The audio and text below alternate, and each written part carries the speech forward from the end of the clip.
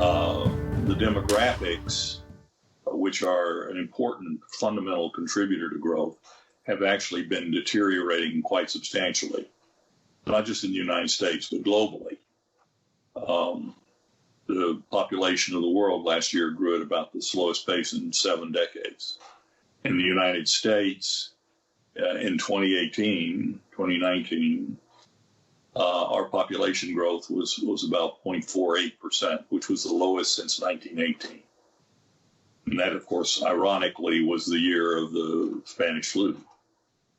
Our population has been coming down because birth rate has fallen to the lowest on record. In addition, immigration has fallen legally and illegally. And so we're growing at 0.45% before the coronavirus hits, population-wise. Europe is only growing at 0.2. China's population actually declined last year.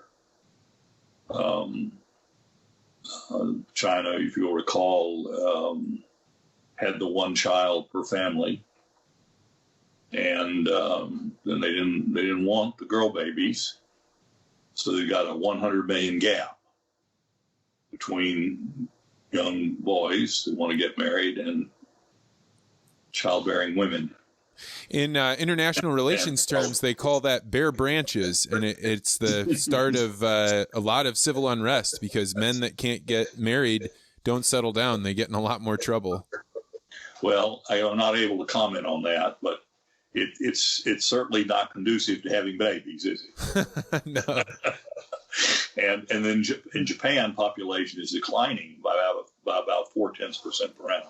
And moreover, not only are the population growth rates coming down, the average age of these major economies is getting older. We're the youngest. The United States is the youngest, which is helpful to us. Japan is the oldest, but the Chinese economy is getting old very rapidly. Our average age is about 38 plus, and in China it's 40, but in 2 years it'll be 41. Every 2 years, their average population is getting a year older, and older economies are less vital.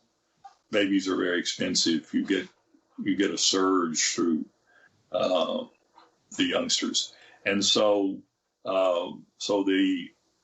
this coronavirus is hitting when the global economy was stumbling all around the world, and when all of the world is extremely over indebted, and now they're being forced to take on more debt to try to solve the problem, which actually, over the longer run, it may get us through the short run, but it's going to make us weaker, not stronger.